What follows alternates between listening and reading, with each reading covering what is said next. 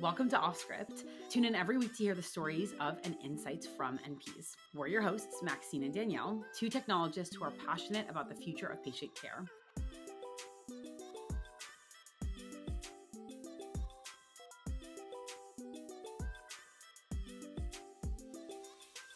Our guest today is Debbie Foley. Debbie has been a pediatric nurse for 38 years and a pediatric NP for 30. She worked at the Children's Hospital of Philadelphia and 2 different private practices before shifting to school nursing. For the past 22 years, she has worked at a PK to 12 independent school as a nurse practitioner, coordinator of health services, and most recently, administrator. In today's conversation, we discuss Debbie's rich clinical career, her approach to patient care and work, and clinical tips from her expertise. Debbie, thank you so much for joining us. Could you please give us your own one-sentence intro? Hi, I'm happy to be here. My name is Debbie Foley, and I've worked in healthcare and been a nurse or nurse practitioner for close to 39 years now when I do the math. I started my career as a registered nurse at the Children's Hospital of Philadelphia, and then received my graduate degree in pediatric primary care and moved on into a suburban practice, small group of pediatricians and nurse practitioners, which was a wonderful jump and transition during that time. I also simultaneously, when I think back, I worked as a nurse practitioner in the Children's Hospital Emergency Department, moonlighting, which was a very unique experience and really helped sharpen my skills in a tertiary setting for sure.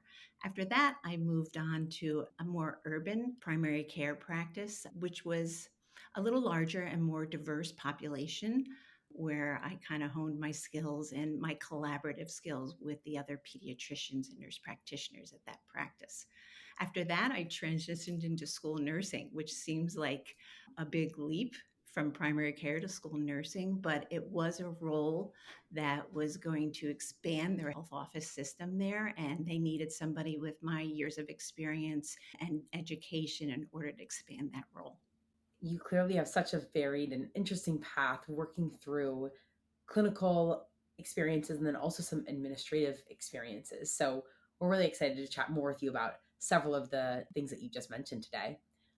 To get started, what motivated you to advance your career and become a nurse practitioner?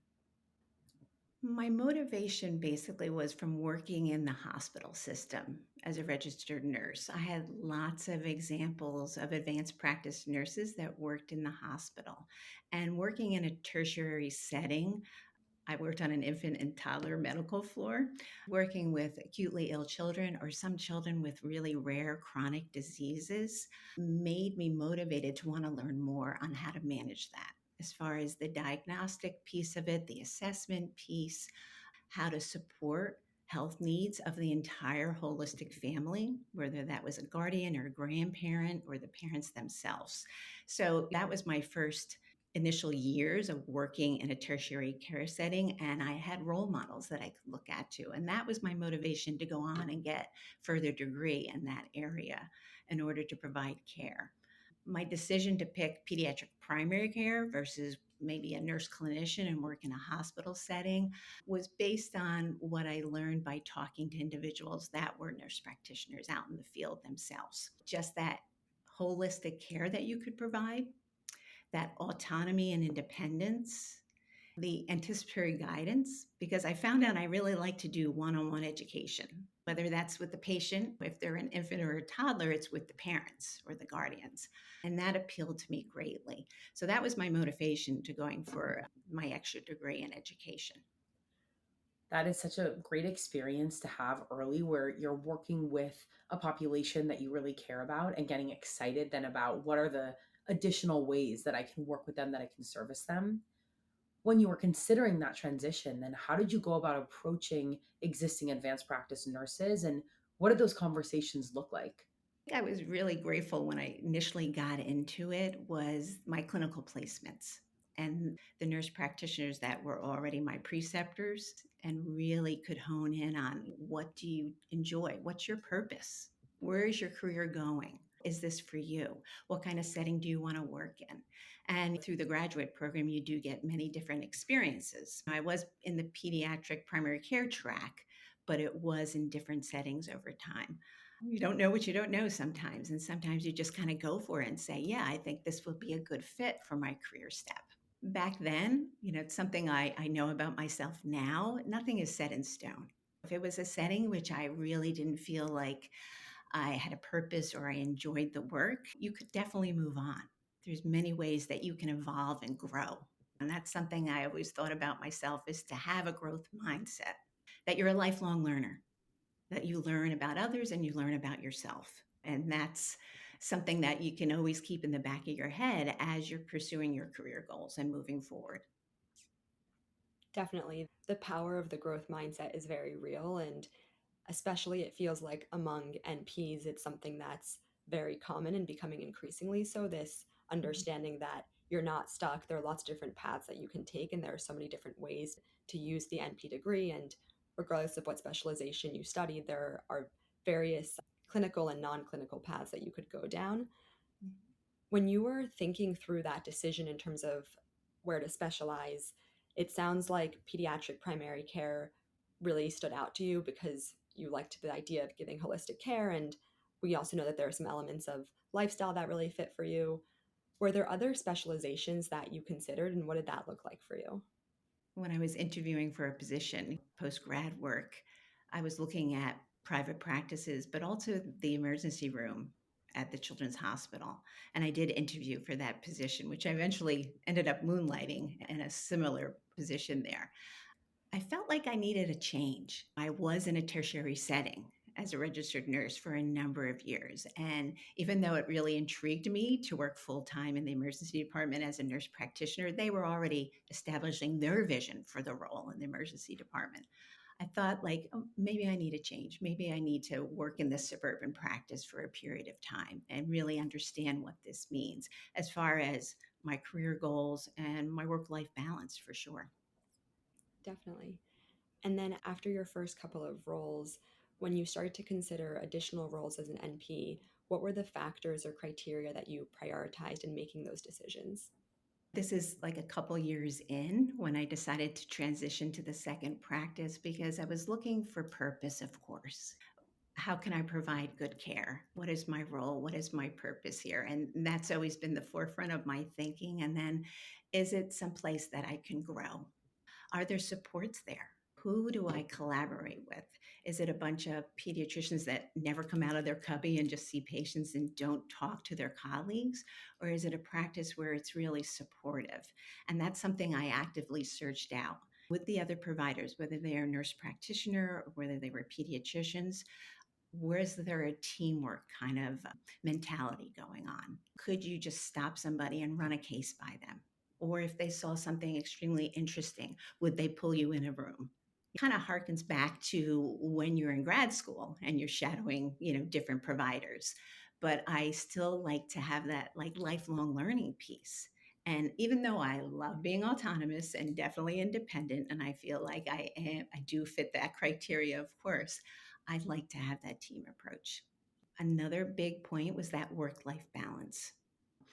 Working in the private practices, we did have evening hours and some weekends, but basically we were closed on holidays and we worked daylight hours, let's put it that way. And so after working in the hospital for so many years, that was definitely appealing. That work life balance is such a important piece to be able to live a life of that feels purposeful both at work and also in your personal life. And talking about the way that you really prioritize teamwork, it's really clear in your clinical journey that you've prioritized people as a huge part of your career path.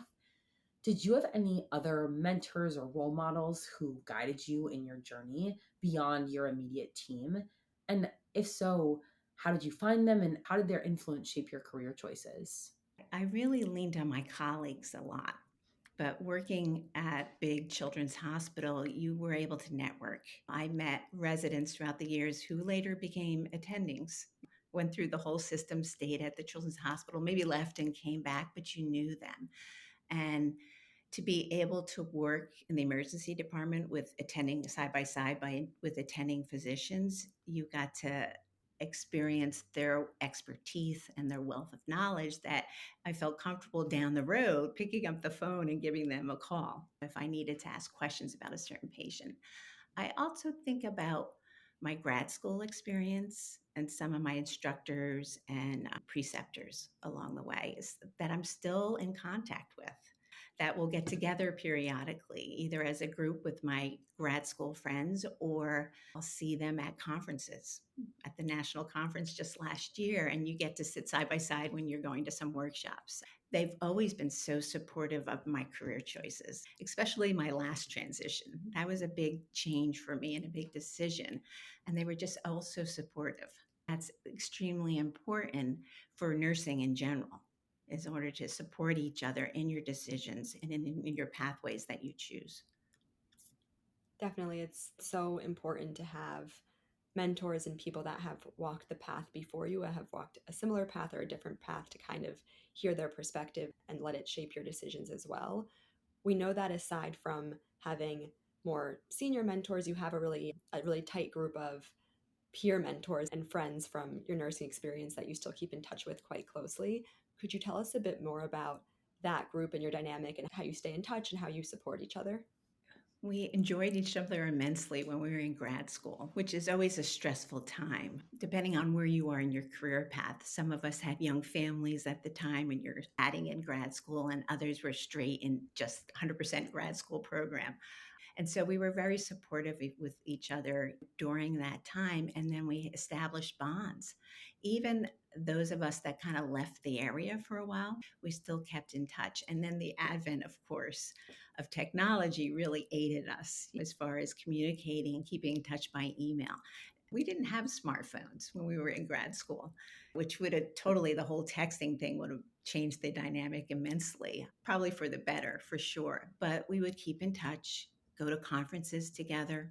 We do our yearly certification exam. We review answers together.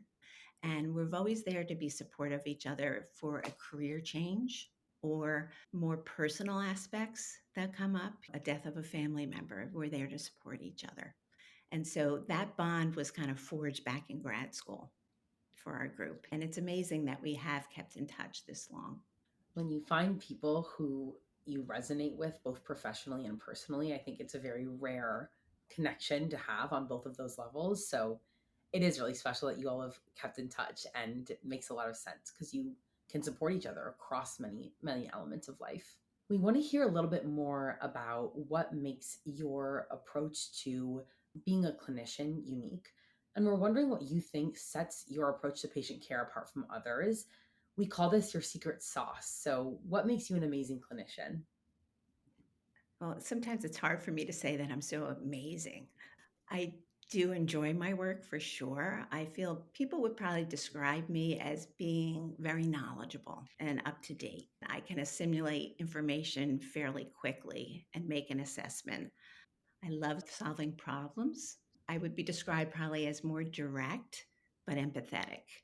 Especially in my last placement here, I think I'm a fair advocate for health needs of my students because I work in an academic institution where you're trying to abide by the rules of the academic institution, but also you're being a health advocate for this student in order for them to succeed, both at school and in their daily health patterns. That's my secret sauce, is that I feel like I'm knowledgeable, I keep up to date, I'm empathetic, I feel like students can relate to me as parents, and patients could relate to me in my other settings. But I think that's the secret to this, is to be open and to hear individuals and what their health concerns are. Definitely. And you make it sound so simple, but it's, we know, not easy to do in practice, combining the empathy with the directness and also making sure that beyond the emotional side of things, you really stay up to date with the literature and are very knowledgeable and a source of trust and insight. So that makes a lot of sense, but we know it's harder than it sounds. Are there specific patient populations or medical conditions where you feel your approach especially shines? The example that I can give on how I can use my expertise is really with like concussion management. Around 2010, I noticed, because I was in the office, that a lot of students were coming in with headaches around midday. like clockwork.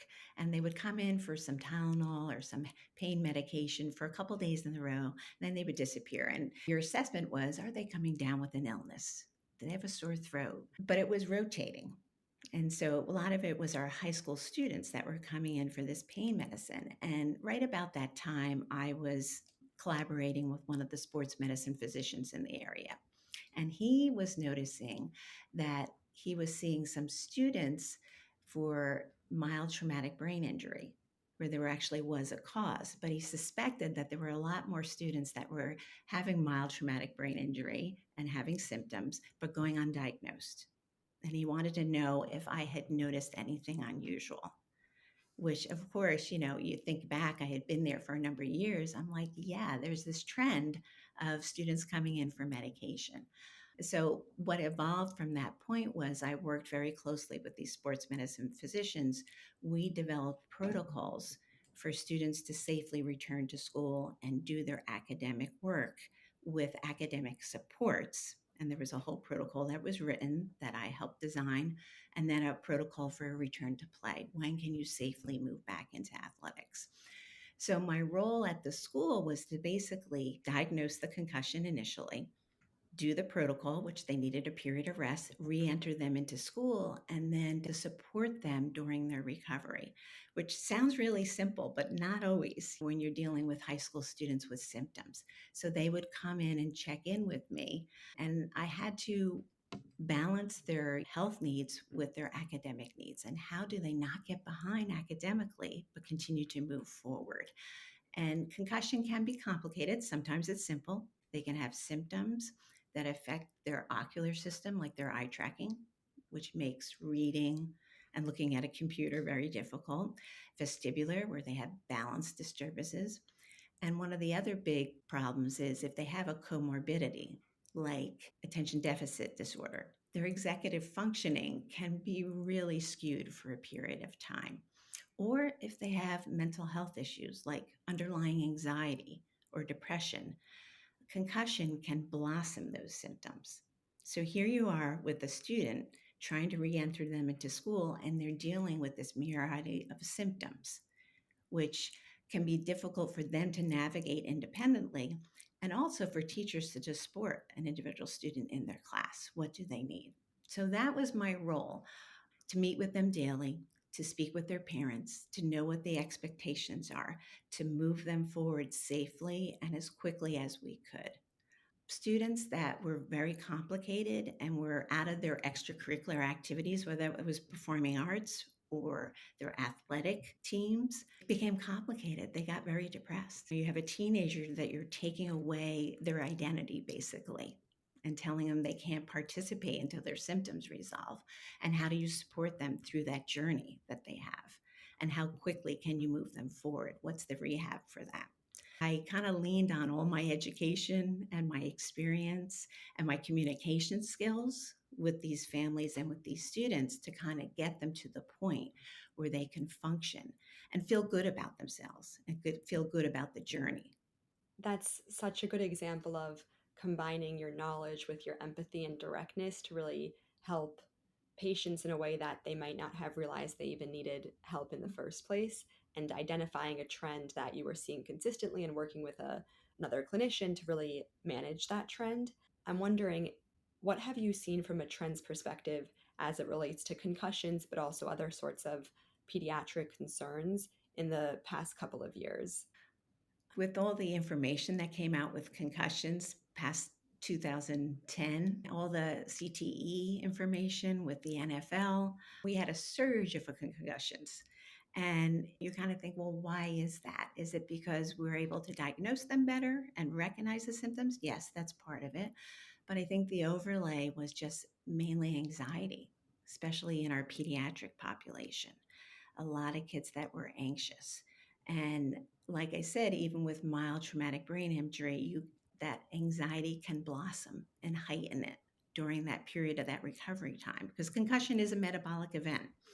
So it does take time. But if your anxiety overrides everything, then you're not available to hear. Like, okay, what is this person telling me what I should do in order to get better? I can't follow them. And so we had a period of time where we had a lot of concussions and there was a lot of management going on. And that has eased off as people have been more comfortable with knowing what the protocols are and that there is maybe like a safety net. Like if I do become concussed, there is supports, there is a protocol for me to get better, even if that's through my primary health provider. And the school understands the whole situation. So that goes hand in hand. So I think we're at a level playing field right now where the management doesn't seem as arduous anymore because the numbers have come down. That makes a lot of sense. The experience you're describing is a great example of how you blended your clinical expertise and your administrative understanding and your ability to communicate to create something that works for more students and also works for the school system. Given the dynamic nature of your role today, how are you handling unexpected challenges or emergencies that arise on a day to day or week to week basis? For schools, that's really important to have emergency response training. And you're working in a system where there's not a lot of healthcare providers or people with that medical knowledge. Many schools only have one nurse, if they have any at all. We are very fortunate to have an office with extra staffs. And our athletic department also has athletic trainers that are there for the afternoon, evening hours. So we have the know how and the people that are trained to do that. But that still doesn't help your lay people know how to respond when something acutely comes up, whether that's an injury or a sudden illness.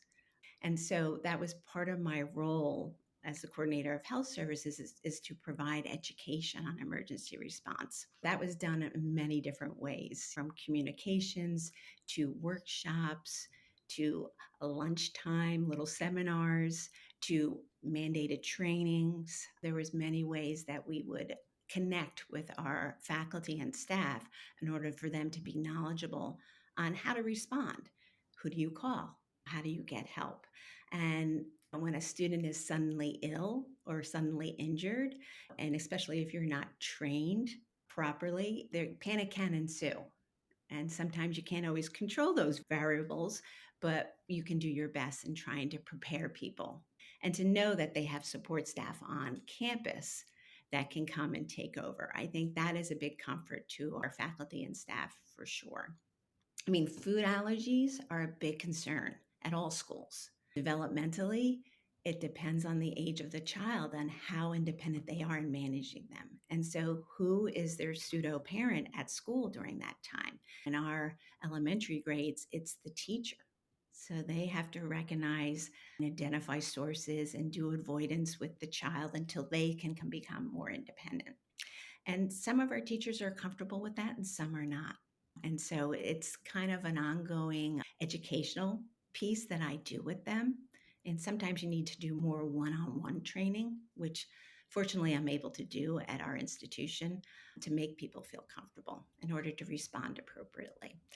And you kind of use your background and maybe some tertiary care scenarios and some education on food allergies and knowing to look for the signs and how to respond to make your faculty and staff more comfortable about this, that they can make the right decisions if they needed to. Yeah, the school and the faculty, it sounds like they're so lucky to have someone like you that's so knowledgeable and experienced to really train them and prepare them for emergency cases, for food allergies, and just to know that they have the support around them. This feels like a natural transition to discussing some clinical tips that you have for other clinicians. Obviously, you have a wealth of knowledge across school health, pediatric primary care, concussions, COVID. So we'd love to get into all of that. The first question that I have for you is, what advice do you have for clinicians as they think about setting up families and children for managing health conditions outside of the four walls of a clinician's office? You always have to think holistically.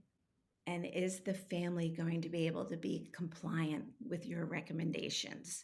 And working in the school setting has really opened my eye to the way families function. And it's developmentally, it's different with your younger children versus your teenagers, of course. Parents have much more control and input with their younger children than they do with their teenagers. So to realize, can your families follow through on your recommendations and what support you need outside of your practice in order for these families to be successful in their health goals, for sure. I mean, I can think of an example of a clinician that wanted to prescribe medication during the school day for a child with a seizure disorder. And he was teenage years, so 13, 14, 15, and he had to take a midday dose, which he was not happy about. But the consequence would be if he missed his dose, he probably would have a seizure later in the evening, which sets him back academically and athletically and whatever his private goals were. And we kind of worked with the clinician to see if there was a better drug that was more longer acting that he didn't have to take in the middle of the school day. But eventually that was not an option. So we had to put up some creative ways for him to remember to come for his midday dose. And that ended up being an alarm on his phone because you do have to be careful about confidentiality and communication with students. So texting is usually not an option for us in the health office. So he would set up a little alarm on his phone and he would get that academic accommodation so that he wouldn't get in trouble, that his phone was going off at 2 p.m. because he forgot to take his medication dose. So sometimes I think clinicians in the office setting don't look beyond. Like, is this family really going to be able to comply? And do I need to work with the school in order for them to be successful? So I think that's an important piece to keep in mind. That makes a lot of sense. The importance of looking beyond, empathizing, and kind of putting things into context to make it work for the patient and sometimes their families as well. Kind of shifting gears from the individual patient, what advice do you have for managing population health in something like a school setting, especially given your experience helping the school transition back from after COVID? I think you're always looking on the horizon to what the next big thing is. When COVID or the coronavirus was a novel virus, I was aware of it because of health alerts, basically. And that's part of my role is to be kind of hooked into the public health departments, whether that's the county or even the state. Of course, the CDC, which is what I later really hooked into. I was really just hooked into the county departments and the state departments, but also because I'm a nurse practitioner. I was getting newsletters and alerts about this novel virus that was being identified across the sea. And it kind of piqued my interest. I was like, this sounds interesting. And people are getting really ill. And what does this mean? And that was way back in November. You know, we shut down in March. So it quickly kind of came to fruition there. What they were predicting could possibly happen. Now, there's a lot of buzz out there all the time about different things. But for some reason, this kind of caught my attention and I started following it. And I think that's part of your role in order to keep your population healthy. It can be the small things like what's the influenza strain that's coming through this year? Will the vaccine cover this? If it's a yes, that we think it's a great match, then you really want to promote that your community, both your students, your faculty and staff, plus your parent community, because you need the home environment healthy, is going to get their flu vaccine this year. So, population health, basically, to keep our population healthy, is important to be able to have some foresight and look into the future and plan that way. And I think that's how my experience and my education has prepared me for that piece, is not to be more proactive and not always reactive.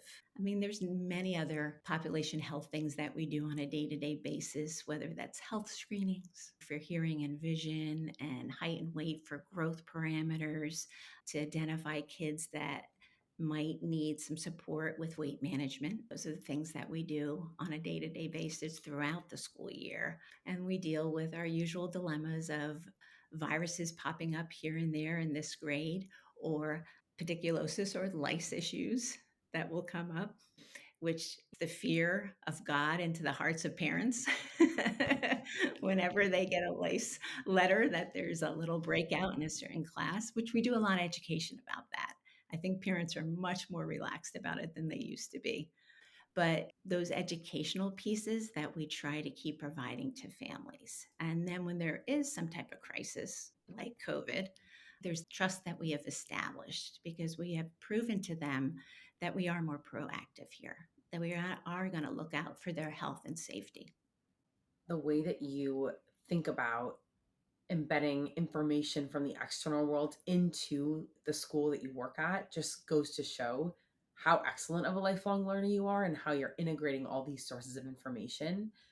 Do you have tips for clinicians on places to look for this kind of health related information beyond just the news? Are there other sources that you're using to inform your work? I think you always have to think about credible sources, and they aren't always the most fun to read. But, if they're research based, then you keep dipping into that well in order to educate yourself. Good example during the pandemic when there was so much misinformation coming out. Even from some resources that you thought were pretty valuable, I just continued to look at my county public health resources and a few others like John Hopkins, their public health department was really giving some credible information out there and citing the research that went along with it in order to promote the accurate information to providers that were out there.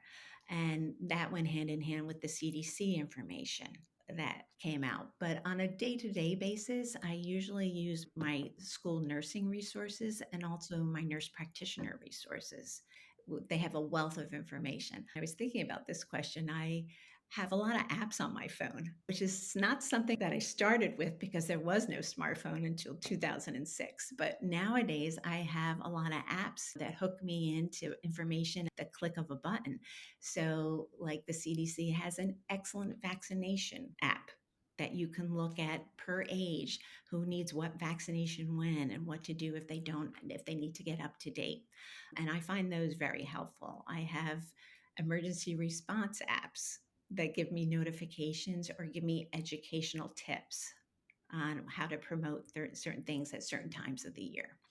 So those are the resources I kind of rely on. I read a plethora of information, both from online print to some textbooks over the years, but the pace of information that you can receive can be varied and just comes at you like crazy. So I think you have to shift through it and go to your few really common sources that you feel provide you with the most information for your clinical setting. Absolutely. That curation is so important, and finding trusted sources and then referring back to them makes it more doable to cut through all of the noise and all of the information that's available. Our final clinical tip question for you is, given your work in creating return to learn protocols for the school, what tips do you have for clinicians in terms of concussion evaluation, diagnosis, and management? Concussion with each individual person or student is not the same. So there can't be like a cookie cutter approach. It really has to be evaluated. And so, unfortunately, our clinicians in the office setting will assess for a concussion, diagnose for a concussion, and then if they give them blanket guidelines that they have to follow, but it doesn't kind of fit where they are in their recovery, it's confusing for the individual patient and also the parents that want to either go slower or go faster. And so that was part of my role to say that this is not set in stone. And we really go by how your child is feeling, what their symptomology are. And we won't know that until we actually return them to school and push them a little bit. It's kind of like a push and pull syndrome here. We know the way to rehab your brain is to put you in a situation where we're going to stress it a little bit. For families to have that trust in me, because sometimes I make their children feel horrible after being in an hour of math class. But then we pull back and we need to rest them, but we are not damaging their brains. This is the way we rehab them and get them better. So for clinicians to know that it's not a cookie cutter approach, and then if their school that the child is attending does have a concussion protocol and there is a point person or a liaison person, families should hook in with that person in order to feel supported as they go through this process. It seems like the key is really, first of all, figuring out how to personalize the guideline to the specific case, but then beyond that, really establishing the trust to allow you to do that push and pull, which might feel uncomfortable, but is super important to actually rehabbing and getting to a better place. And that probably generalizes to all sorts of conditions and maybe even goes back the question that we were asking in terms of your secret sauce. It sounds like something that's so core to how you operate is listening and empathizing to personalize and make it work for the individual patient, which is just great advice across so many different domains. It's so important to listen, especially when you're dealing with students without their parents there. You're in a school setting, so you're listening to the student and what their goals are and what their fears are. And I think our students with chronic concussion syndromes that go on for weeks to months usually have an emotional overlay. And to be that point person to say, you're going to get through this. We're going to support you. There's going to be some hard work ahead, but we're going to get there. I think that's a unique opportunity that I have in a school setting than I would in a private practice where you have time constraints. I can really sit down with this student and go over their fears and what their goals are and what worked today and what didn't work today and make adjustments. And I think it's a valuable resource that our school can provide to these students during their recovery. Yeah, it's amazing to have the benefit of time to be able to really work closely with the student and establish that relationship. To close, we'll ask you the same two questions that we ask all guests. First, what changes would you like to see in the American healthcare system to really improve patient care? Our biggest dilemma in the school system is just really dealing with mental health. There's just been a blossoming of students with anxiety and depressive disorders, among others. And our struggle is really the access to care. If we have a student that needs to be evaluated urgently because they're either a risk to themselves or maybe a risk to others, there's not a lot of places where they can go and get evaluated urgently. They usually end up in their local emergency department, which may or may not be equipped for pediatric evaluation. And unfortunately, some students need to be admitted for a period of time. There might not be inpatient facilities that can handle them when they need it most. Unfortunately, some students end up getting discharged to home, but don't get cleared to attend school. And so they're in this limbo land where they really need support services, but they have trouble accessing it. Another problem that we see in the school is just mental health referrals in general for ongoing therapy. Is there enough counselors or therapists for these students? And with students, we know that school is a big part of their identity. To have them not or miss a morning of school so they can go to a therapy session doesn't aid in their healing and their overall healing for sure, because you're taking a piece of them away periodically every week or every twice a week or every 3 weeks. And so last year we did a little experiment where we had virtual mental health sessions where some counselors and therapists would do virtual sessions with our students during the school day. And it was basically during a lunch period where they needed to have a confidential private space, which is hard to come by in most schools during the middle of a busy day. And they would have their session, which sounds wonderful. Except the fear that we had, which really came to be true, was sometimes they needed to process some emotional discussions that they had with their therapist. And as soon as they were done, they were headed to their math class to take an assessment, which didn't always work. So it's something that we trialed last year. It wasn't really helpful for both the school and for the student and families. So we're going back to the model where they need to get their therapy after school, which can be hard. There's just not enough providers to fit in their schedule. So they can still be part of the school system and do their extracurriculars and then get the necessary therapy that they need. Another complaint that we heard is that maybe virtual isn't the answer. Students felt disconnected doing a virtual session with a therapist than more doing it one-on-one and face-to-face. So I'm not giving many solutions here. We know there's a deficit and there's a need for this type of support, which schools can't provide. It needs to come from outside, but there's just not enough providers at this point. Another piece is also medication for mental health disorders. There's not enough prescribers. We know counselors and therapists are not allowed to prescribe the anti-anxiety or antidepressant medications. So it really ends up being in the laps of our primary care providers, their pediatrician, who may or may not feel comfortable doing this without access to discussions with the therapist. So it's a system that needs to be looked at and needs to be totally revamped in order to support students and families much better. There's so much there that you just unpacked. And I appreciate the kind of component wise approach that you just laid out, and that there's a problem in terms of therapy access, administration, medication access and administration, and then the coordination layer between the therapist, the prescriber, the primary care clinician, the school, the family, the student. There are so many components. And to your point, that is a system level issue that can't really be solved only piecewise, because all those components have to be improved to really make the experience better for the majority of students, so people can really show up in the way that they want to at school and in their families, and all those things. So thank you for sharing that. Is there some advice that you want everyone to hear or to walk away with? And this can be clinical or non-clinical. As far as my career path, I think you have to enjoy what you do, number one. And it's been so important for me to network over the years and to have people that I can rely on either for my own personal emotional support or just in order to help my students or my patients in the past. Who are those individuals with the expertise that you can collaborate with?